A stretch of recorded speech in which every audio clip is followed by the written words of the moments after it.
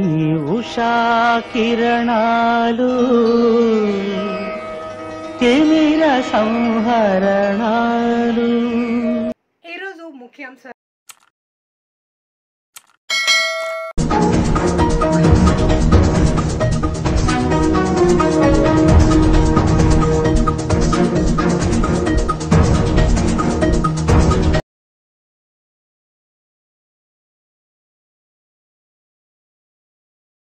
పరిశ్రమించారు. ఇవాళ విజయం చవి చూస్తున్నటువంటి సందర్భంలో విచ్చేసినటువంటి సోదరీమణికి మా ఒక చక్కని ముత్తైదువుగా మా తల్లి వచ్చింది. ఆ తల్లికి స్వాగతం. అదిగో మన బాలయ్య బాబు సోదరీమణితో ఆత్మీయంగా స్పర్శ గావిస్తూ ఉన్నారు. స్వాగతం, సంతోషం.